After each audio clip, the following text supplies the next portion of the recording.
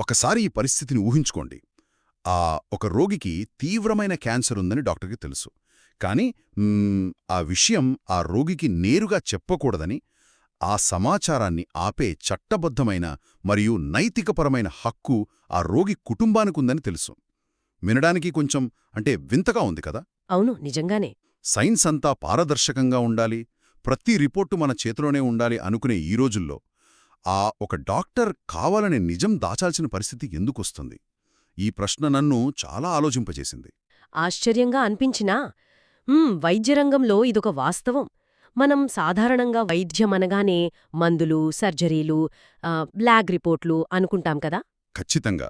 కాని ఏంటంటే, ఒక మనిషి జీవితంలో అత్యంత భయంకరమైన, సున్నితమైన క్షణాలను ఎలా ఎదుర్కోవాలనేదే ఒక సైన్స్ మాత్రమే కాదు, అదొక సంక్లిష్టమైన కళ. ఒక రకంగా చెప్పాలంటే, డాక్టర్ల దగ్గర ఉండే అతిపెద్ద ఆయుధం స్టెతస్కోప్ కాదు, వాళ్ల మాట తీరు. వావ్, వాళ్ల మాట తీరు. అందుకే ఈనాటి మన లోతైన విశ్లేషణకు స్వాగతం. ఈరోజు మనం ఒక అద్భుతమైన అంశాన్ని చర్చించబోతున్నాం.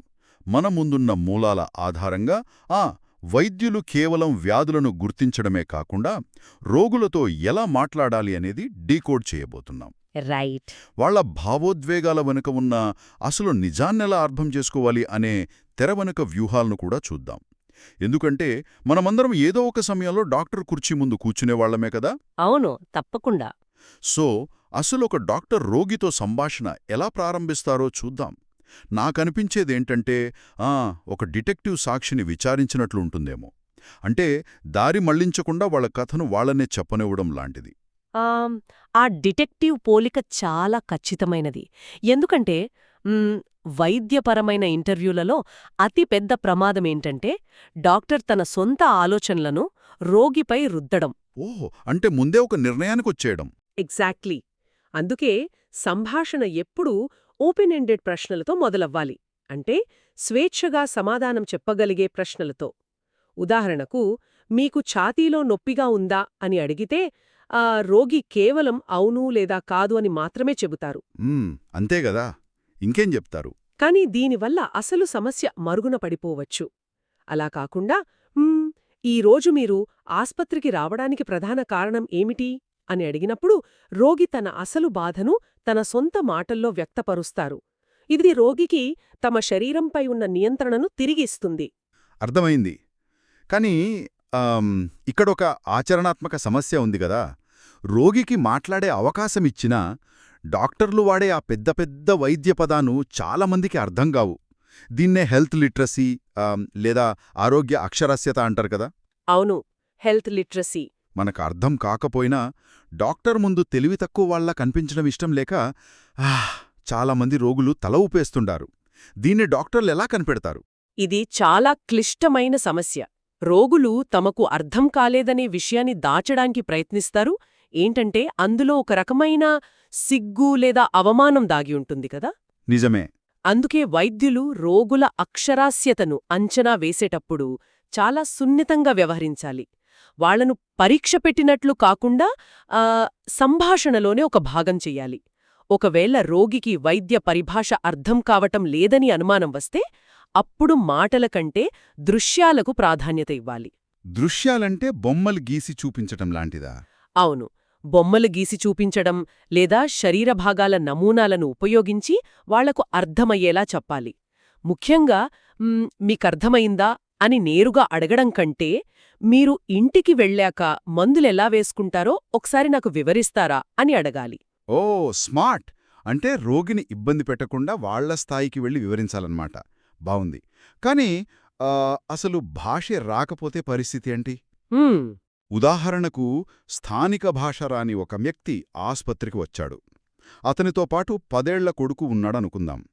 ఆ పిల్లాడికి భాష తెలుసు కదా అని వాడి ద్వారా తండ్రికి క్యాన్సర్ ఉందని చెప్పించడం ఎంతవరకు కరెక్ట్? అస్సలు కరెక్ట్ కాదు. అది నైతికంగా మరియు వైద్యపరంగా చాలా పెద్ద తప్పు. అవునా? అవును. కుటుంబ సభ్యులను, ముఖ్యంగా పిల్లలను అనువాదకులుగా వాడటం అత్యంత ప్రమాదకరం. మొదటిది, వాళ్లకు సరైన వైద్య పదజాలం తెలియకపోవచ్చు.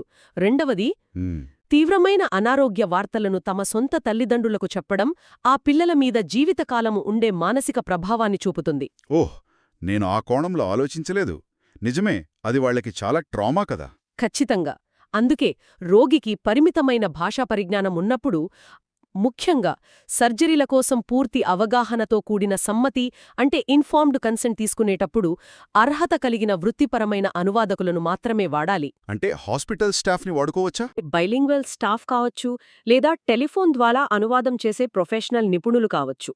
ఇది కేవలం నైతికం మాత్రమే కాదు, చట్టపరమైన బాధ్యత కూడా. ఇదొక కొత్త కోణం. ప్రాణాలు నిలబెట్టే సమయంలో తప్పుడు అనువాదం జరిగితే అది ఎంతటి వినాశనానికి దారితీస్తుందో అర్థమవుతోంది. మరి విలికిడి లోపం ఉన్న వారి పరిస్థితి ఏమిటి? వాళ్లతో ఎలా కమ్యూనికేట్ చేస్తారు? వినికిడి లోపం ఉన్నప్పుడు కేవలం గట్టిగా అరవడం పరిష్కారం కాదు. అది రోగిని మరింత భయపెడుతుంది. అవును, చాలామందికి అదే అలవాటుంటుంది. రైట్. వైద్యులు ముందుగా గదిలో నేపథ్య శబ్దాన్ని తగ్గించి రోగి ముఖం వైపు నేరుగా చూస్తూ సాధారణ వేగంతో స్పష్టంగా మాట్లాడాలి. ఎందుకంటే చాలామంది పెదవుల కదలికలను బట్టి మాటలను అర్థం చేసుకుంటారు. లిప్ రీడింగ్ చేస్తారు. ఎగ్జాక్ట్లీ. పూర్తిగా వినికిడి లోపం ఉన్నవారికి వారి అనుమతితో ప్రొఫెషనల్ సైన్ లాంగ్వేజ్ అనువాదకులను వాడాలి. లేదా కంప్యూటర్ స్క్రీన్ మీద మాటలు అప్పటికప్పుడు టెక్స్ట్గా మారే రియల్ టైమ్ ట్రాన్స్క్రిప్షన్ టెక్నాలజీని కూడా ఉపయోగించవచ్చు. సో భాష, వినికిడి లాంటి భౌతిక అడ్డంకులు దాటాం సరే, కానీ నాకొక బలమైన సందేహం ఉంది. నొప్పి అనేది జీవశాస్త్రపరంగా అందరికీ ఒకేలా ఉంటుంది కదా. కాలు విరిగితే ఎవరికైనా అంతే నొప్పిస్తుంది. దానికి వాళ్ళ సంస్కృతికి లేదా నేపథ్యానికి సంబంధమేమిటి? డాక్టర్లు దాన్నెందుకు పట్టించుకోవాలి? పైకి అలా అనిపిస్తుంది కానీ ఇక్కడే మానవ మనస్తత్వం యొక్క అసలు రంగు బయటపడుతుంది. జీవశాస్త్రపరంగా నొప్పి ఒకటైనా ఆ నొప్పిని మనం ఎలా వ్యక్తపరుస్తాము అనేది మన సంస్కృతిపై ఆధారపడి ఉంటుంది. అంటే నొప్పిని బయటపెట్టే విధానం మారుతుందా? అవును. ఉదాహరణకు కొన్ని సంస్కృతులలో బాధను మౌనంగా భరించడం అంటే స్టోయిసిజం అంటాం కదా, అది ఒక గొప్ప వ్యక్తిత్వ లక్షణంగా భావిస్తారు. వాళ్ళు లోపల నరకం అనుభవిస్తున్నా డాక్టర్ అడిగితే పర్వాలేదు అంటారు. అంటే డాక్టర్కి వాళ్ల బాధ తీవ్రత అర్థం కాదనమాట. అదే ఇక్కడసలు సమస్య. దురదృష్టవశాత్తు పరిశోధనలు ఏం చెబుతున్నాయంటే వైద్యులు ఈ మౌనాన్ని అపార్థం చేసుకుని మైనారిటీ వర్గాలకు సరైన నొప్పి నివారణ మందులు ఇవ్వడం లేదని. వావ్, ఇది చాలా సీరియస్ ఇష్యూ కదా. అవును. ఇది వైద్యుల లోపల దాగి ఉన్న అపస్మారక పక్షపాతం అంటే అన్కాన్షియస్ బయాస్ వల్ల కావచ్చు, లేదా రోగి సంస్కృతిని అర్థం చేసుకోకపోవడం వల్ల కావచ్చు. అందుకే క్రాస్ కల్చరల్ కేర్లో డాక్టర్ తన ఆలోచనా విధానాన్ని పక్కన పెట్టి రోగి ప్రపంచంలోకి తొంగిచూడాలి. వావ్, సంస్కృతి అనేదే నొప్పిని దాచే ఒక ముసుగులా పనిచేస్తుందన్నమాట. ఇది చాలా లోతైన విషయం. సరే, ఇప్పుడు సాధారణ వ్యాధుల నుండి అత్యంత వ్యక్తిగతమైన చీకటి కోణాల్లోకి వెళ్దాం. ఒక డాక్టర్ రోగిని పరీక్షించేటప్పుడు ఆ రోగి గృహహింసకు గురవుతున్నారని అనుమానమొస్తే ఎలా అడుగుతారు? అది నిజంగా ఒక ఛాలెంజ్. అంటే మీ భాగస్వామి మిమ్మల్ని కొట్టారా అని నేరుగా అడిగితే రోగి భయపడి అసలు విషయమే చెప్పకపోవచ్చు కదా. ఖచ్చితంగా. ఇది కత్తిమీద సాములాంటిది. ఒక సాధారణ రొటీన్ చెకప్లో అయితే గృహహింస గురించి అందర్నీ అడిగే సాధారణ ప్రశ్నలలో భాగంగా నేరుగా అడగవచ్చు. కానీ రోగి శరీరం మీద అనుమానాస్పద గాయాలు కనిపించినప్పుడు డాక్టర్ నేరుగా అడిగితే రోగి ఆత్మరక్షణలో పడిపోయి అబద్ధం చెప్పవచ్చు. అటువంటి పరిస్థితుల్లో డాక్టర్లు పరోక్ష పద్ధతులను ఎంచుకోవాలి. అంటే ఎలాంటి ప్రశ్నలడగాలి? ఇంట్లో పరిస్థితులు ఎలా ఉన్నాయి? మీ ఇంట్లో మీకు సురక్షితంగా అనిపిస్తోందా అని చాలా సున్నితంగా అడగాలి. అక్కడ డాక్టర్ పని పోలీస్లాగా నిజం కక్కించడం కాదు, రోగికి నమ్మకం కలిగించడం. అవును, వాళ్ళకి సేఫ్గా అనిపించాలి. ఎగ్జాక్ట్లీ. రోగి కనుక నిజం చెబితే డాక్టర్ ఎట్టి పరిస్థితిలోనూ జడ్జి చెయ్యకూడదు. వారికి మానసిక మద్దతు ఇస్తూ ఒక భద్రతా ప్రణాళికను అంటే సేఫ్టీ ప్లాన్ను సిద్ధం చెయ్యాలి. సో ముందుగా ఒక సేఫ్ స్పేస్ క్రియేట్ చేయాలన్నమాట. గృహహింసలాగానే రోగుల లైంగిక చరిత్ర లేదా గతంలో జరిగిన లైంగిక వేధింపుల గురించి మాట్లాడటం కూడా అంతే కష్టం కదా. ఒక అపరిచిత వ్యక్తితో, అది డాక్టర్ అయినా సరే, అంత వ్యక్తిగత విషయాలు పంచుకోవటానికి ఎవరైనా సంకోచిస్తారు? అవును. లైంగిక చరిత్ర అడగడం ఇద్దరికీ ఇబ్బందికరమే. కాని సరైన రోగ నిర్ధారణకు అది అత్యవసరం. అందుకే వైద్యులు ఈ సంభాషణను నార్మలైజ్ చేయాలి. నార్మలైజ్ చేయడం అంటే దాన్ని ఒక రొటీన్లాగా ఫీల్ అయ్యేలా చేయడమా? అవును. నేను నా రోగులందరినీ వారి సమగ్ర ఆరోగ్యం కోసం ఈ ప్రశ్నలు అడుగుతాను అని ముందుగానే చెప్పి దాన్ని ఒక రొటీన్ ప్రాసెస్లా మార్చాలి. ఒకవేళ ఆ సంభాషణలో రోగి గతంలో ఎదుర్కొన్న లైంగిక వేధింపుల గురించి చెబితే డాక్టర్ వెంటనే స్పందించే తీరు అత్యంత కీలకం. అప్పుడు ఎలా రెస్పాండ్ అవ్వాలి? ఆ గాయాన్ని గుర్తిస్తూ సానుభూతి చూపాలి. దీని గురించి ఇప్పుడు మాట్లాడడం మీకు ఇబ్బందిగా ఉంటే మీరు మానసికంగా సిద్ధమైనప్పుడు మాత్రమే మనం ఈ విషయం గురించి చర్చిద్దాం అని చెప్పి రోగికి నియంత్రణను తిరిగి ఇవ్వాలి. రోగుల రహస్యాలను డాక్టర్లు అలా గౌరవిస్తారని తెలుసుకోవడం చాలా బావుంది. కానీ డాక్టర్లు కూడా మనుషులే కదా. రోగులు డాక్టర్ల వ్యక్తిగత విషయాలు అడిగితే లేదా కోపంతో ఆవేశంగా మీదుకొస్తే ఇవి కూడా తరచుగా జరిగేవే. ముఖ్యంగా తమకు తాము హాని చేసుకునే స్థితిలో ఉన్న రోగులతో డాక్టర్లు ఎలా వ్యవహరిస్తారు? ఇలాంటి సమయాల్లో సైకాలజీ ఎలా పనిచేస్తుంది? డాక్టర్లకు ఇదొక పెద్ద సవాలు.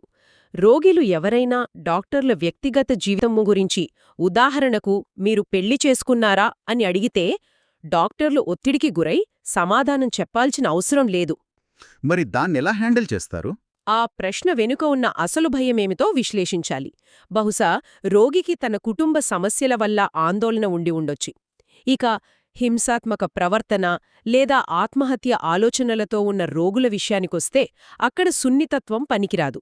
అక్కడ డైరెక్ట్గా ఉండాలా? అవును, అక్కడ సూటిగా ఉండాలి. మీకు మిమ్మల్ని గాని ఇతరులను గాని గాయపరిచే ఆలోచనలు ఏమైనా వస్తున్నాయా అని నేరుగా అడగాలి. దీన్ని దాటవేయడం వల్ల ప్రాణాపాయం జరగవచ్చు. ఓహో, అంటే పరిస్థితి తీవ్రతను బట్టి పరోక్ష ప్రశ్నల నుండి సూటి ప్రశ్నలకు మారాలన్నమాట. సరే, ఇప్పుడు మరొక ఆసక్తికరమైన అంశానికొద్దాం. చెప్పండి. చాలామంది రోగులు ఆసుపత్రికి వస్తారు, మందులు తీసుకుంటారు, కానీ ఇంటికి వెళ్ళాక వాళ్లకి నమ్మకమున్న ఆయుర్వేదం లేదా ఇంటి చిట్కాలు వాడుతుంటారు. ఈ ప్రత్యామ్నాయ వైద్యం గురించి డాక్టర్లకు చెప్పడానికి ఎందుకు భయపడతారు? డాక్టర్లు దాన్ని ఎలా స్వీకరించాలి? డాక్టర్ కోపపడతారేమో లేదా తమ నమ్మకాలను కించపరుస్తారేమో అన్న భయమే దీనికి ప్రధాన కారణం. అవును, డాక్టర్లు తిడతారు అని చాలామంది చెప్పరు. కాని ఆధునిక వైద్యంలో రోగి తీసుకునే ప్రతి మూలిక లేదా సప్లిమెంట్ గురించి తెలుసుకోవడం చాలా అవసరమేంటంటే అవి అలోపతి మందులతో చర్య జరిపి దుష్ప్రభావాలు చూపే ప్రమాదముంది. Right, drug interactions. అవును. అందుకే డాక్టర్లు రోగులను ఎప్పుడూ రొటీన్గా ఈ ప్రత్యామ్నాయ మందుల గురించి అడగాలి. రోగి చెప్పినప్పుడు దాన్ని కొట్టి పారేయకుండా ఆసక్తిగా వినాలి. ఆ మందుల నాణ్యత, భద్రతపై ఏమాత్రం తీర్పు ఇవ్వకుండా శాస్త్రీయ వాస్తవాలను మాత్రమే వివరించాలి. ఒకవేళ ఆ మందు గురించి డాక్టర్కే తెలియకపోతే? అప్పుడు ఏమాత్రం దాచుకోకుండా నిజం చెప్పి పరిశోధించి తర్వాత చెబుతానని భరోసా ఇవ్వాలి. ఈ పారదర్శకత అనేది చాలా ముఖ్యం. ఇక్కడే నేను ప్రోగ్రాం ప్రారంభంలో అడిగిన ఆశ్చర్యకరమైన విషయం మళ్లీ అడుగుతున్నాను. ఆ రైట్ టు రిఫ్యూజ్ ఇన్ఫర్మేషన్ గురించి కదా? అవును. ఒక రోగికి తనకున్న వ్యాధి ఏమిటో తెలుసుకునే హక్కును నిరాకరించే హక్కు కూడా ఉంటుందా? అసలొక మనిషి తన శరీరంలో ఏం జరుగుతుందో తెలుసుకోకూడదని ఎందుకనుకుంటారు? దీన్నే వైద్య పరిభాషలో పేషెంట్ అటానమీ అంటారు. పాశ్చాత్య దేశాలలో ప్రతిదీ రోగికి చెప్పడం ఒక ప్రామాణికం. కానీ ప్రపంచంలోని చాలా సంస్కృతులలో సమాచారం పంచుకోవడం అనేది కుటుంబం మొత్తానికి సంబంధించిన విషయం. అంటే వ్యక్తిగతం కాదన్నమాట. అవును. క్యాన్సర్ లాంటి ప్రాణాంతక వ్యాధి గురించి నేరుగా చెబితే ఆ రోగి మానసికంగా కృంగిపోయి వ్యాధి కంటే ఆ భయంతోనే ముందుగా చనిపోతారని నమ్ముతారు. కాబట్టి నాకు ఆ విషయం చెప్పకండి, నా కుటుంబ సభ్యులతో మాట్లాడండి అని చెప్పే హక్కు చట్టబద్ధంగా రోగికి ఉంది. వావ్! అయితే ఇక్కడ ఒక నైతిక సంక్షోభం వస్తుంది గదా. రోగికి ఒక చికిత్స కావాలి, కుటుంబానికి వేరే చికిత్స కావాలి. అప్పుడు డాక్టర్ ఎవరి మాట వినాలి? మాట్లాడి ఏ ఒత్తిడి లేకుండా వారి నిజమైన సమ్మతిని తీసుకోవాలి. ఇదొక ఊహించని నైతిక సవాలు నిజంగా. సరే, వైద్యమనేది ఎప్పుడు సాఫీగా సాగదు. రోగులు కోపంగా ఉంటారు, లేదా ఎన్ని మందులు వాడినా జబ్బు తగ్గక నిరాశలో కూరుకుపోతారు కదా. అలా ఏడుస్తున్నా లేదా అరుస్తున్న రోగిని చూసినప్పుడు డాక్టర్లు ఎలా రియాక్ట్ అవుతారు? వాళ్లక్కూడా కోపం వస్తుంది కదా. డాక్టర్లకు కోపం రావడం సహజమే, కాని దాన్ని నియంత్రించుకోవడమే వాళ్ల వృత్తిధర్మం. రోగి కోపంగా ఉన్నాడంటే దాని అర్థం వాళ్లకు డాక్టర్ మీద ద్వేషం ఉన్నట్లు కాదు. వాళ్ల భయం లేదా నిస్సహాయత అలా కోపంగా మారుతోంది. ఓ, అంటే కోపం వెనుక భయం ఉందన్నమాట. అవును, ముందు వాళ్ల బాధను గుర్తించి ఆమోదించాలి. ఇక నిరాశతో ఉన్న రోగుల విషయానికొస్తే దీర్ఘకాలిక వ్యాధులతో బాధపడుతూ ఏ చికిత్సా పనిచేయని రోగులను చూస్తే డాక్టర్లకు కూడా ఒక రకమైన అసహాయత కలుగుతోంది. వీళ్లను త్వరగా వేరే స్పెషలిస్ట్ దగ్గరకు పంపించేస్తే బావుండు అనిపిస్తోంది. మరి అలా పంపించేయొచ్చా? లేదు, అలాంటప్పుడే డాక్టర్ ఆ రోగి పక్కన కూర్చుని, మీ బాధను నేను అర్థం చేసుకోగలను, ఈ ప్రయాణంలో నేను మీకు తోడుగా ఉంటాను అని భరోసా ఇవ్వాలి. ఆ మాట ఒక మందు కన్నా అద్భుతంగా పనిచేస్తుంది. కమ్యూనికేషన్ అంటే కేవలం మాటలు కాదు, తోడుగా ఉండటం కూడా. చాలా బాగుంది.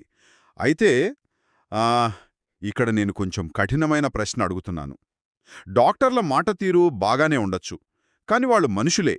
వాళ్ల వల్ల కూడా తప్పులు జరుగుతాయి కదా. అవును, తప్పులు జరగడం మానవ సహజం. ఉదాహరణకు, ఒక టెస్ట్ రిపోర్ట్ చూడటం మర్చిపోయి చికిత్స ఆలస్యం చేశారు. అప్పుడు డాక్టర్ స్వయంగా నా వల్ల తప్పు జరిగింది అని అంగీకరిస్తే వాళ్ల మీద కేసులు పడవా? ఇది చాలా మందిలో ఉన్న పెద్ద అపోహ.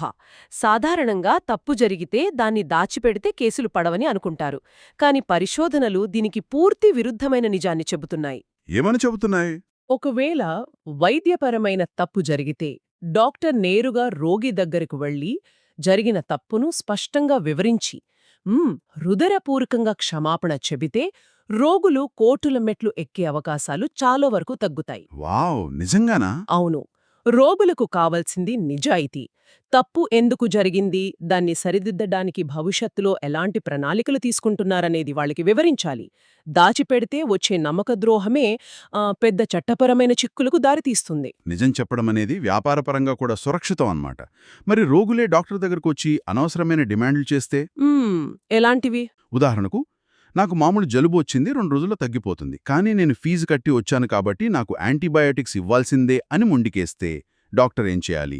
లేదంటే నాకు ఫలానా ఎంఆర్ఐ స్కాన్ చేయాల్సిందే అని పట్టుబడితే? ఇక్కడే వైద్యం అనేది ఒక వ్యాపార లావాదేవీగా మారిపోయిన దుస్థితి మనకు కనిపిస్తోంది.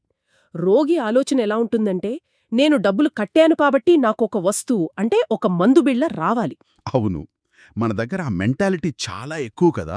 కానీ వైరల్ ఇన్ఫెక్షన్లకు యాంటీబయాటిక్స్ ఏమాత్రం పనిచేయవు. పైగా భవిష్యత్తులో అవి ప్రాణాంతకమైన యాంటీబయాటిక్ రెసిస్టెన్స్కు దారితీస్తాయి.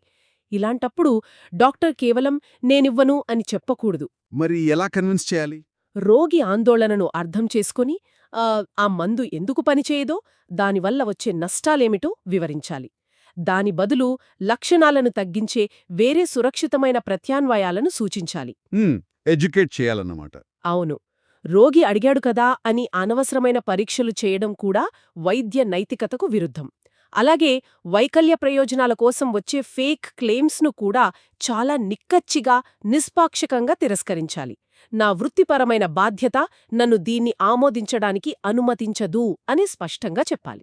అనవసరమైన మందులు ఇవ్వకపోవటం కూడా ఒక మంచి వైద్యమే అంటారు. సరే, ఇప్పుడు ఈ మధ్యకాలంలో ఎక్కువగా వినిపిస్తున్న పదం వ్యాక్సిన్ సంకోచం లేదా వ్యాక్సిన్ హెసిటెన్సీ. ఇది చాలా పెద్ద సమస్య అవుతోంది. తమ పిల్లలకు వ్యాక్సిన్ వేయిస్తే ఏమవుతుందో అనే భయపడే తల్లిదండ్రులతో ఒక డాక్టర్ ఎలా వాదిస్తారు? వాదించడం అనేది అక్కడ చేయకూడని మొదటి పని.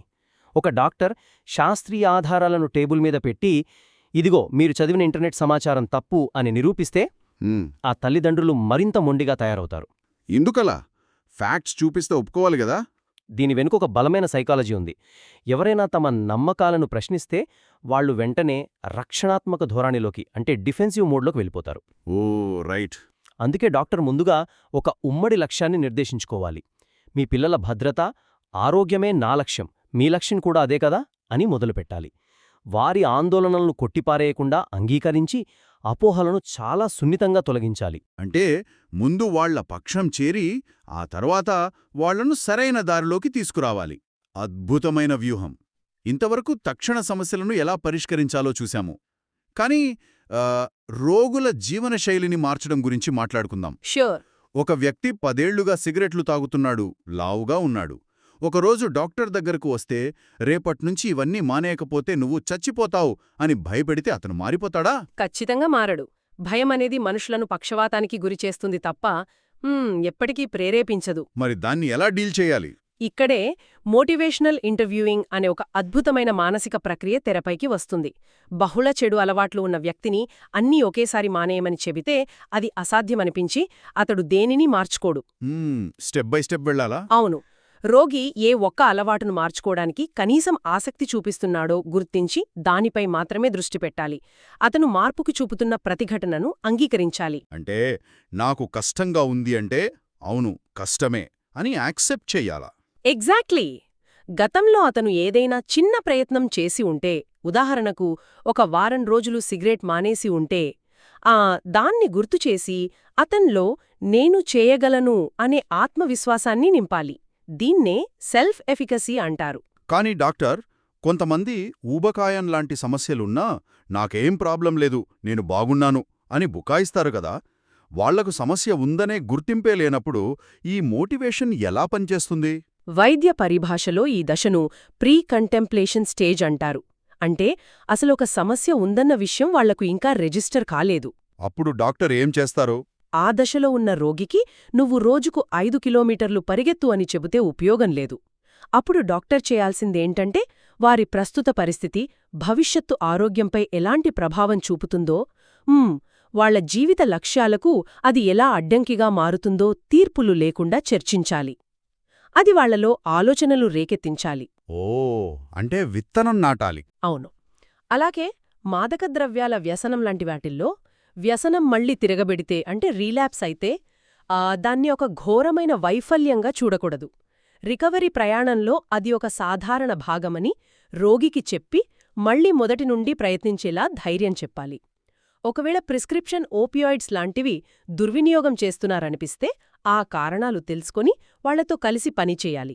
ఈ పద్ధతి వింటుంటే దీర్ఘకాలిక వ్యాధులతో బాధపడేవారికి చాలా ఊరటనిస్తోందనిపిస్తోంది. ముఖ్యంగా టైప్ 2 మధుమేహం లాంటి వ్యాధులలో ఒక దశ తర్వాత ఇన్సులిన్ వాడాల్సొస్తుంది. అప్పుడు రోగులు నేను సరిగ్గా డైట్ చేయలేదు, నా వల్లే ఇలా అయింది అని ఒక అపరాధ భావనలో మునిగిపోతారు కదా. దాన్ని డాక్టర్లు ఎలా మారుస్తారు? ఇది చాలా ముఖ్యమైన పాయింట్. రోగులు ఇన్సులిన్ తీసుకోడాన్ని ఒక శిక్షగా భావిస్తారు. అవును, ఫెయిల్యూర్ లాగా ఫీల్ అవుతారు. కాని వాస్తవానికి టైప్ 2 మధుమేహం అనేది కాలక్రమేణా మారుతూ ఉండే ఒక ప్రగతిశీల వ్యాధి. సంవత్సరాలు గడిచే కొద్దీ ప్యాంక్రియాస్లోని బీటా కణాల పనితీరు సహజంగానే మందగిస్తుంది. అంటే అది బయోలాజికల్ ప్రాసెస్ అన్నమాట. ఎగ్జాక్ట్లీ. కాబట్టి ఇన్సులిన్ వాడటం అనేది జీవశాస్త్రపరమైన ఒక సహజ పరిణామం తప్ప అందులో రోగి వ్యక్తిగత వైఫల్యం ఏమీ లేదని డాక్టర్లు చాలా స్పష్టంగా చెప్పాలి. ఈ ఒక్క మాట వాళ్ల మీద ఉన్న ఎంతో మానసిక భారాన్ని తగ్గిస్తుంది. చాలా రిలీఫ్ ఇస్తుంది ఆ మాట. అలాగే మెనోపాజ్ లాంటి సున్నితమైన దశలలో కూడా డాక్టర్లు తమ సొంత అభిప్రాయాలను రోగులపై రుద్దకూడదు. రోగి యొక్క ప్రాధాన్యతలను, వారి జీవనశైలిని పరిగణనలోకి తీసుకొని ఇద్దరూ కలిసి ఒక ఉమ్మడి నిర్ణయం తీసుకోవాలి. షేర్డ్ డెసిషన్ మేకింగ్ అన్నమాట. ఈ చర్చ మనల్ని ఒక అత్యంత భావోద్వేగభరితమైన చివరి ఘట్టానికి తీసుకొచ్చింది. ప్రాణాపాయ స్థితిలో ఉన్నప్పుడు లేదా జీవితం చివరి దశలో ఉన్నప్పుడు తీసుకునే నిర్ణయాలు. భవిష్యత్తులో తీవ్రమైన అనారోగ్యం వస్తే మనకి ఎలాంటి వైద్యం కావాలో ముందుగానే నిర్ణయించుకునే ఒక పత్రం. అంటే అడ్వాన్స్ డైరెక్టివ్స్ గురించి మనం మూలాలు ఏం చెబుతున్నాయి? ముఖ్యంగా ఇవి ఎందుకంత కీలకం? మనిషి తన జీవితం చివరి క్షణాల్లో ఎలా బతకాలి అనేది ఆ మనిషికి ఉండే ప్రాథమిక హక్కు. అడ్వాన్స్ కేర్ ప్లానింగ్ అనేది కేవలం ఒక చట్టపరమైన కాగితం కాదు. మరి ఏంటి? రోగి కోమాలోకి వెళ్లినా లేదా మాట్లాడలేని స్థితిలో ఉన్నా వారి స్వరం వినిపించేలా చేసే ఒక సాధనమది. ఆసక్తికరమైన విషయమేంటంటే మైనారిటీ వర్గాలలో వైద్య వ్యవస్థపై ఉన్న అపనమ్మకం వల్ల ఈ పత్రాలను వాడటం చాలా తక్కువ. ఒకవేళ రోగి లేదా వారి కుటుంబ సభ్యులు అన్నీ చెయ్యాలి, ఏ అవకాశాన్ని వదలొద్దు అని డాక్టర్కి చెబితే అది ఒక పెద్ద కమ్యూనికేషన్ గ్యాప్కి దారితీస్తుంది. ఎందుకు? అన్నీ చెయ్యాలి అని చెప్పడం చాలా స్పష్టంగానే ఉంది కదా. అందులో కమ్యూనికేషన్ గ్యాప్ ఎక్కడుంది? అక్కడే అసలు సమస్య ఉంది. ఒక డాక్టర్ దృష్టిలో అన్నీ చెయ్యాలి అంటేంటంటే రోగి పక్కటెముకలు విరిగేలా సిపిఆర్ చేయడం, ఊపిరితిత్తుల్లోకి గొట్టాలు దించడం, ప్రయోజనం లేకపోయినా వెంటిలేటర్ మీద ఉంచడం. ఇది ఒక యాంత్రికమైన ప్రక్రియ. మెడికల్ టర్మ్స్లో వాళ్ళలాగే చూస్తారు. అవును. కాని చావు బతుకుల్లో ఉన్న రోగి కుటుంబ సభ్యులు అన్నీ చెయ్యాలి అన్నప్పుడు వాళ్ల ఉద్దేశమేంటంటే, మమ్మల్ని వదిలిపెట్టకండి, మాకు అండగా నిలబడండి, మా ఆత్మీయుణ్ణి కాపాడటానికి మీరు చెయ్యగలిగిన మ్యాజిక్ ఏదైనా ఉంటే చెయ్యండి అని. వాళ్ల దృష్టిలో అది ఒక ఎమోషనల్ అప్పీల్. Mind blowing. ఆ 2 పదాలకి ఇంత తేడా ఉందా? అవును. ఆ 2 పదాల మధ్య ఉన్న ఈ అగాధాన్ని డాక్టర్లు గుర్తించి, ఆ భావోద్వేగాలను అర్థం చేసుకుని, ఆహా, ఏది వాస్తవమో ఏది సాధ్యమో వాళ్లకు సున్నితంగా వివరించాలి. అన్నీ చెయ్యాలి అనే ఆ చిన్న పదబంధం వెనుక ఇంత విషాదం, ఇంత అపార్థం దాగి ఉంటుందని నేను ఊహించలేదు. నిజంగా ఈ లోతైన విశ్లేషణ మనకొక అద్భుతమైన వాస్తవాన్ని నేర్పుతోంది. మనం చూసే పెద్ద పెద్ద ఆస్పత్రులు, అత్యాధునిక యంత్రాలు ఇవన్నీ కేవలం సాధనాలు మాత్రమే కదా? అవును, కేవలం సాధనాలు. అత్యుత్తమ వైద్యమనేది కేవలం సైన్స్ కాదు, అది లోతైన మానవ సంబంధం. రోగి చెప్పే మాటల వెనుక ఉన్న నిశ్శబ్దాన్ని, భయాన్ని, సంస్కృతిని అర్థం చేసుకోవడంలోనే నిజమైన వైద్యం దాగి ఉంది. మీరు చెప్పింది అక్షరాల నిజం. రోగాన్ని నయం చేయడానికి సైన్స్ కావాలి. కాని ఆ రోగాన్ని అనుభవిస్తున్న మనిషిని నయం చేయడానికి మాత్రం ఖచ్చితంగా సహానుభూతి మరియు గొప్ప కమ్యూనికేషన్ స్కిల్స్ కావాలి. మన సంభాషణ ప్రారంభంలో డాక్టర్లను ఒక ఎక్స్రే యంత్రంతో పోల్చాం గదా? వాళ్లు మన మాటలను, మన మౌనాన్ని డీకోడ్ చేయడానికి ఇంత కఠినమైన మానసిక వ్యూహాలను వాడుతున్నారని ఇప్పుడు స్పష్టంగా అర్థమైంది. అవును, అదొక నిరంతర ప్రక్రియ. మరి ముగింపుగా ఆలోచించడానికి ఒక ఆసక్తికరమైన ప్రశ్న. ఎప్పుడైనా ఆలోచించారా? ఒకవేళ మన ఆరోగ్యం, మనం ఎంతకాలం బతుకుతామనేది మనకున్న వ్యాధి కంటే కూడా ఆ వ్యాధి గురించి మనం డాక్టర్తో ఎంత స్పష్టంగా కమ్యూనికేట్ చేయగలుగుతున్నాం అనే దానిపైనే ఎక్కువగా ఆధారపడి ఉంటే పరిస్థితేమిటి? చాలా లోతైన ఆలోచన. రేపు మీరు డాక్టర్ గదిలోకి వెళ్ళినప్పుడు మీ శరీరం గురించి మాత్రమే కాదు, మీ మనసు గురించి కూడా ఎంత నిజాయితీగా మాట్లాడగలుగుతున్నారో ఒకసారి ఆలోచించండి. బహుశా రేపటి వైద్యానికి అసలైన ఎక్స్రే మన మాటలే కావచ్చు. మరొక ఆసక్తికరమైన విశ్లేషణతో మళ్ళీ కలుద్దాం.